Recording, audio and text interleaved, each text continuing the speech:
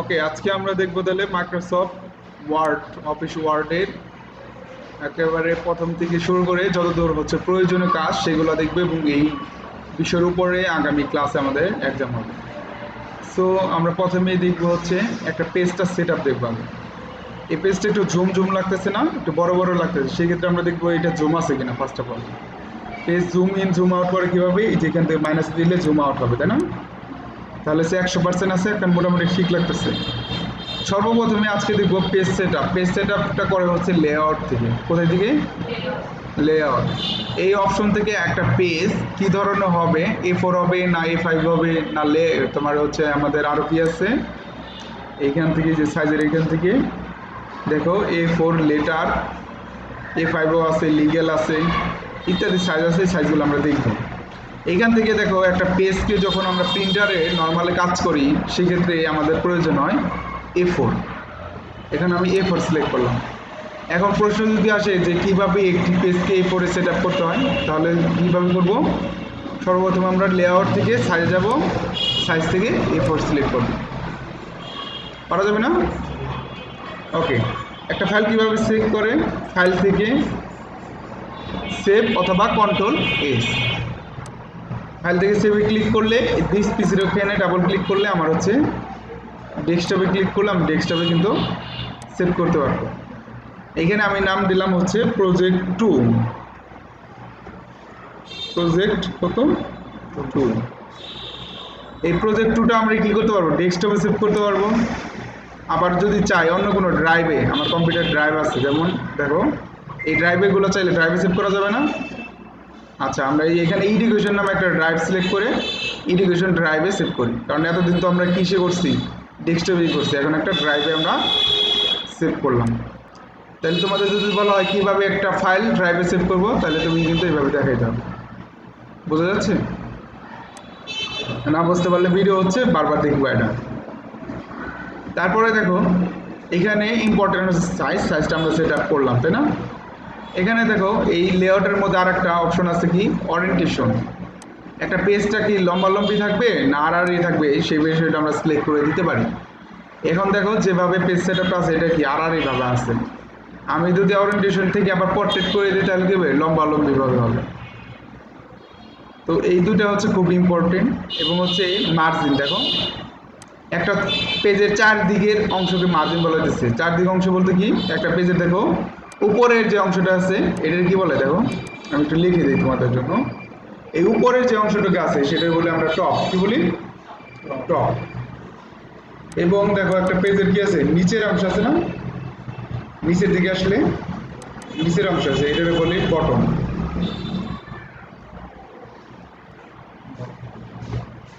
আর একটা পেজে কি আছে দেখো তো,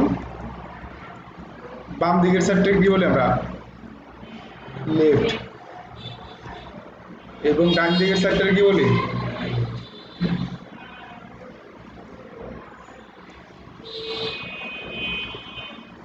রাইট, তাই না? এই তো আমাদের পেজে তার কিছু নাই, তাই না?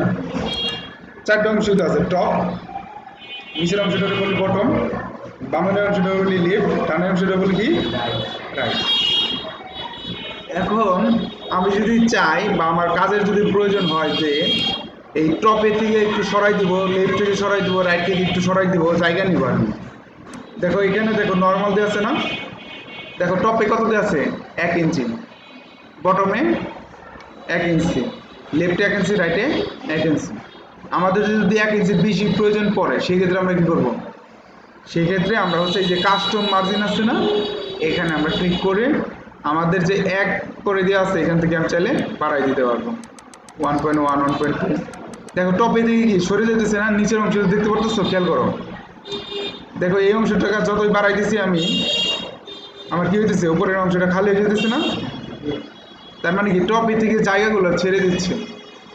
আমাদের দলিল যদি প্রিন্ট করতে হয়, বিভিন্ন ধরনের দলিল, বিভিন্ন ধরনের যদি আর্ট করা হয়, একটা পেজের উপরের অংশে লেখা থাকে, সেই অংশটুকু আমি প্রিন্ট করতে চাই না, তাহলে সেই অংশটা কী করতে হবে? টপ থেকে এতটা আমাদের মার্জিন দিয়ে নিতে হবে।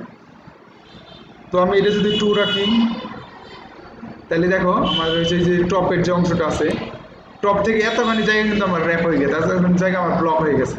এই জায়গাটার মধ্যে হচ্ছে আমার আর কাজ করতে পারবো না, বুঝতে পারছো? কাজ করতে হলে আমাকে এই হেডারের নিচেটাই করতে হবে। আর আর একটা পেজ, আর একটা বিষয় হচ্ছে একটা পেজের উপরের অংশটা বলে হেডার, উপরের অংশটা কি বলে? হেডার। এবং নিচের নিচের অংশটা কি বলে? এই যে যে আমার বটম লিখছে এই নিচের অংশ, এটার নাম কি আছে? ওটা। তাহলে যদি তোমাদের বলা হয় হেডার কি ফুটার কি, দেখাও, দেখাতে পারবো না? তাহলে একটা পেজের উপরের অংশটা কি বলে? হেডার। নিচের অংশটা কি বলে? ফুটার। আশা করি পেজ সম্পর্কে ধারণা তোমাদের ক্লিয়ার। মার্জিন, ওরিয়েন্টেশন, সাইজ, ওকে। আরেকটা বিষয় আছে কলাম। দেখো কলামটা কি, দেখো একটা পেজের মধ্যে যদি আমি একাধিক কলাম রাখতে চাই, মনে করো যে আমি তোমাদের দেখাই কলামটা কিরকম। কলামে ক্লিক করলাম, একটা কলাম হচ্ছে একভাবে লেখালেখি হয়ে পেজটা শেষ হয়ে যাবে। যখন দুইটা কলাম করবো তাহলে কি হবে? একটা পেজের লেখা শুরু হবে বাম দিক থেকে অর্ধেক পর্যন্ত হবে, আবার নিচের লাইনে চলে আসবে। এই যে এখানে দেখো 2 কলাম বা 3 কলাম যদি সিলেক্ট করি, আমি 3 কলাম করি, দেখো কি হয়। দেখো এ কি করতেছে, আমি ইন্টার কিন্তু দিচ্ছি না, অটোমেটিকলি হয়ে যেতেছে, লাইনগুলা নিচে চলে আসতেছে, তাই না? কেন নিচে চলে আসতেছে বলতে পারবা? যদি এই পেজটা শেষ হয়ে যায় তাহলে দেখো কি হইতেছে। আমাদের নর্মালি কিন্তু লেখা শেষ হলে কি নিচের পেজে চলে যায় না? কিন্তু দেখবা যে এটা কিন্তু নিচের পেজে চলে যাচ্ছে না। তার মানে কি? তার মানে হচ্ছে এখানে কলাম সেট করা আছে। আচ্ছা, ফন্ট সাইজগুলো আমি কি নিচ্ছি, অনেক ছোট নিচ্ছি, যার ফলে সময় লাগতেছে। দেখো দ্বিতীয় পেজে না যায় ডান দিকে এসে কি লেখা হইতেছে না? হইতেছে? এইগুলা কেন হইতেছে? কারণ এটা কি কলাম কত করছি? 3। আমি এই ফন্ট সাইজটা একটু বড় করে দিই, হলমার্ক করে বড় করি। দেখো এখানে কয়টা কলাম হয়েছে, দেখো তো 3টা হয়েছে না? দেখ বুঝতে পারতেছো যে একটা এই লেখা শেষ, মাঝখানে গ্যাপ, আর একটা আবার আবার লেখা আসছে, আবার গ্যাপ, আবার লেখা আসছে। তার মানে এখানে কলাম কত সেট করা হয়েছে? 3। যদি 2 সেট করা হতো তাহলে দুইটা কলামে বিভক্ত হয়ে যায়। তাহলে তোমাদের যদি বলা হয় যে একটি পেজের মধ্যে 2টি কলাম সেট করো বা 3টি কলাম করে টেক্সট লিখে দেখাও, পারবো না? যদি মোর কলমে ক্লিক করো সেখানে তুমি কলাম কিন্তু আরও সিলেক্ট করতে পারো, 3টা 4টা 5টা, এইভাবে একাধিক কলাম সেট করতে পারো। যেমন নৈবেদিক যেমন প্রশ্ন করে স্কুল কলেজের মধ্যে, তাই করে না? 3টা 4টা কলাম দিয়ে করে না? যে একটা পেজের মধ্যে নৈবিদ থেকে 1 থেকে 10 পর্যন্ত এক কলামে, 11 থেকে 20 পর্যন্ত আরেক কলামে, তার 21 থেকে 30 পর্যন্ত আরেক কলামে, তখন কি করে এইরকম মাল্টিপুল কলাম সেট করে দেয়। তারপর দেখো আরেকটা জিনিস এখান থেকে আমি দেখাই যে মোর কলাম অপশন থেকে ইম্পর্টেন্ট।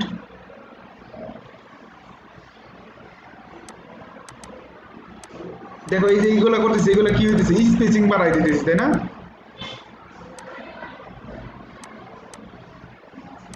আমরা যদি স্পেস বাড়াই দিই, দেখো 5টা কলামে বিভক্ত হয়ে গেছে, মাঝখানে স্পেসগুলো কি বাইরে গেছে, তাই না?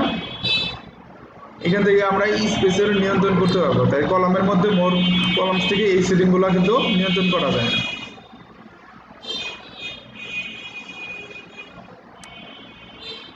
লাইন বিটন যদি অপশন আছে ক্লিক করলে কি হবে? দেখো মাঝখানে একটা লাইন চলে আসবে। এগুলো কোথায় থেকে হচ্ছে? সব কিন্তু এই কলামের মোর সেটিং থেকে হচ্ছে। ওকে, এখন তোমরা বলো margin, orientation, size, column clear? এগুলা পরীক্ষার মধ্যে তোমাদের আসবে। ওকে, এগুলো আমি সব কেটে দিচ্ছি। হ্যাঁ হ্যাঁ, রো করার অপশন আছে, কিন্তু রো করার অপশন দেখাচ্ছে না। রো এগুলো ভিন্ন জিনিস, ওটা পরে দেখাই। এগুলো আগে শেষ করে নেই। এই মার্জিনের উপরে জায়গা আছে, এটা মার্জিনটা নর্মাল করে দিচ্ছি, নর্মাল করে দিলে করে থাকবে। এটার এখানে যা আছে আমি এগুলো হচ্ছে ক্লিয়ার করে দিচ্ছি। এবং ফুটারে কিছু আছে মনে হয় আমার বটম লেখা, এটা আমি ক্লিয়ার করে দিচ্ছি। এখন দেখি আমাদের এই লেআউটের মধ্যে এই 4টে অপশন ক্লিয়ার। এখান থেকে আরেকটা ইম্পর্টেন্ট, এই যে প্যারাগ্রাফ স্পেসিং। আমরা অনেক সময় লাইনগুলো লিখি, একটা লাইনের মধ্যে বা একাধিক লাইনের মধ্যে মাঝখানে যে স্পেস থাকে, স্পেসগুলো আমাদের অনেক সময় কমানোর প্রয়োজন হয়। আমি কিছু একটা টেক্সট লিখে দিই, দিস ইজ মাইক্রোসফট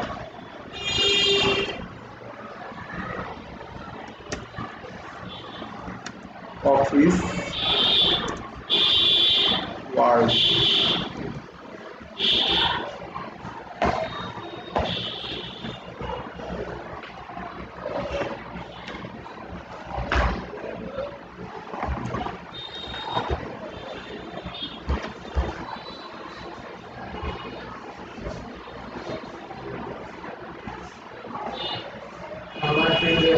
চেঞ্জ হয়ে গেছে, কে বলবে টানাটানি করা হয়তো তারপরে। This is Microsoft Office Word tutorial. একটা লিখলাম, লিখছি তাই না, কলামগুলো কিন্তু এখন আছে, কলামগুলো বুঝতেছি কিভাবে দেখো, উপরে দেখা যাচ্ছে এগুলা এই 5টা কলামে বিভক্ত আছে, কলামগুলো আমি আগে উঠে দিই, ওয়ান কলাম করে দিই, ওয়ান কলাম করে দিলাম। এবং এই লেখাটা কন্ট্রোল এ দিয়ে অল মার্ক করলাম, কন্ট্রোল সি দিয়ে কি করলাম, কপি করলাম, কপি করে আমি এইটা বারবার পেস্ট করে দিই।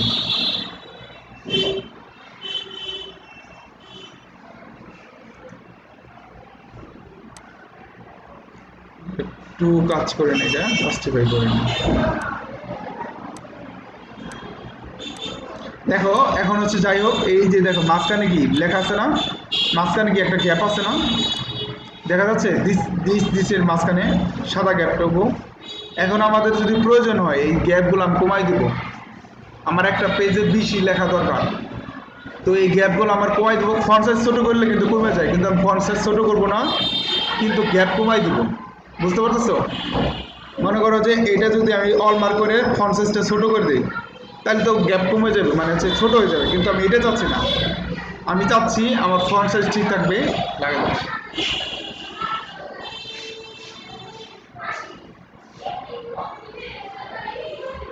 তো আমি চাচ্ছি আমার এটা কি যাবে, কমে যাবে। তো এর জন্য আমাকে দেখো এই লেআউট অপশনে ক্লিক করে দেখো এখানে ইনডেন্ট এবং এসে কি স্পেসিং, তাই না, দেখা যাচ্ছে এই লেখাটা দেখা যাচ্ছে ছোট, দেখো খেয়াল করো ইনডেন্ট আর কি আছে স্পেসিং। ইনডেন্টের কাজ কি, লেফট এবং রাইটের থেকে জায়গা সরানোর ইয়া করার জন্য, লেফট থেকে সরাইতে পারো এবং রাইট থেকে সরাইতে পারো।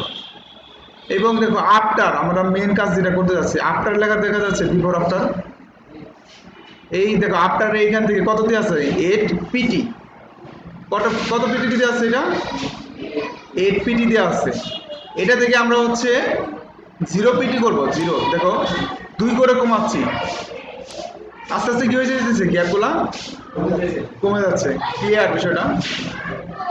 এখন যদি চাই আমি লেফটের দিকে গ্যাপ কমাবো, তাহলে কীভাবে কমাবো, এখানে মার করে এই লেফট থেকে বাড়াবার, কমাইতে তো পারবো না, বাড়াইতে পারবো, কমানোর যদি চেষ্টা করি কমাইতেও পারবো, দেখো ভিতরে ঢোকাই দিতে পারবো ডাইরেক্ট। বুঝতে পারতেছো? তোমাদের লেখা যদি ডাইরেক্ট প্রথম থেকে শুরু করতে চাও, একবার প্রথমে বাম থেকে কোনো জায়গা রাখবা না, আবার দিয়ে করে বলো, যদি একার পেজে প্রথম থেকে শুরু করতে চাও, মার্জিন রাখতে চাও না, তাহলে এইভাবে কিন্তু করতে পারো। অনেক সময় করতে মন চায় না এরকম ভাবে, যে এরকম ভাবে কিভাবে করে।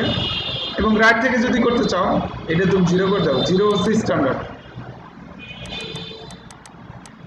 0 মানে হচ্ছে এই পাশে তোমার 1 ইঞ্চি জায়গা থাকবে, রাইটের দিকে তুমি হচ্ছে দেখো, রাইট থেকে যদি তুমি বাড়াও কি হইতেছে, দেখো রাইট থেকে বেড়ে যাচ্ছে, তাই না।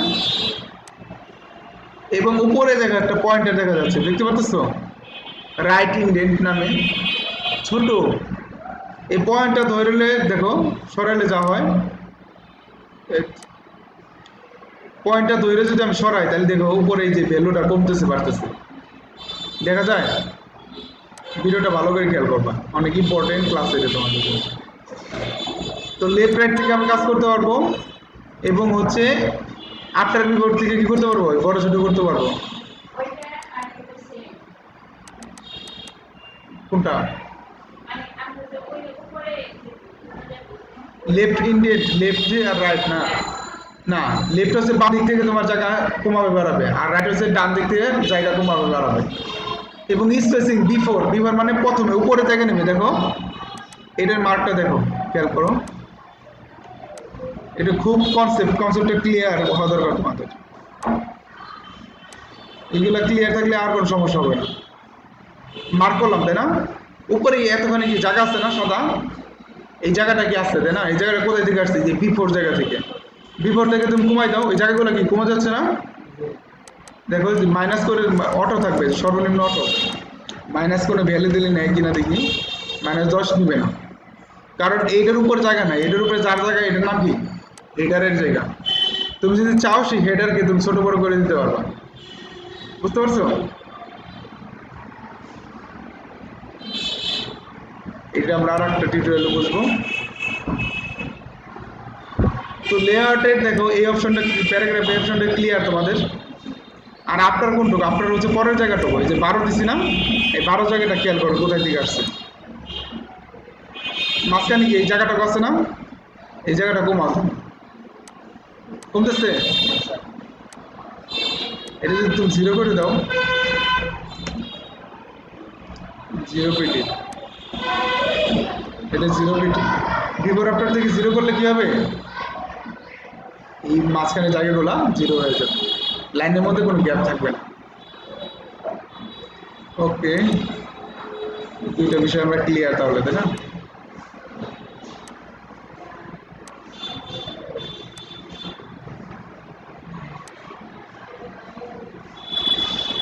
তো এইগুলোর মধ্যে থেকে আমাদের প্রশ্ন থাকবে অবশ্যই, এবং আমরা দেখি আর কি করানো যায়।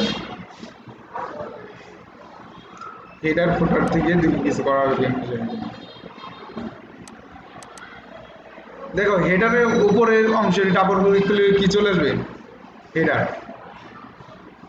একটা পেজের উপরের অংশে ডাবল ক্লিক করলে যে জিনিসটা আসবে সেটার নাম কি, হেডার। হেডার এইখানে আমরা কিছু লিখলে চাইলে লিখতেও পারি, ছবি আইনে ছবিও বসাইতে পারি। সাপোজ মনে করো আমরা একটা ফর্ম ডিজাইন করবো, কি ডিজাইন করবো, একটা ফর্ম।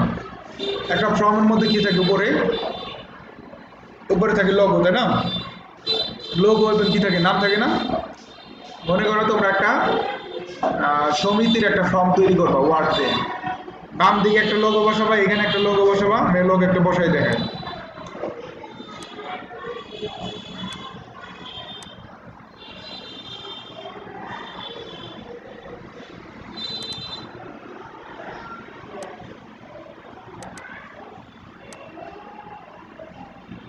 ইনসার্ট দিয়ে আমি একটা লোগো আনা আসলাম, লোগোর সাইজটা আমি ছোটো করে দিই,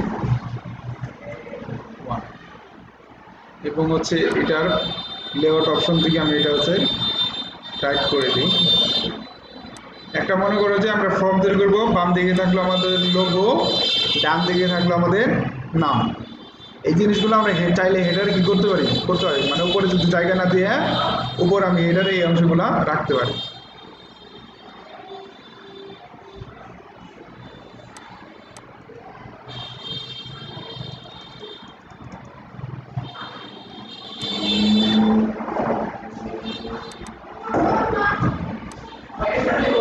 তাহলে দেখো আমরা কি করলাম, একটা ফর্মের উপরে কি লিখলাম, একটা ছবি, এবং কি করছি, একটা নাম কিন্তু সংযোজন করতে পারছি।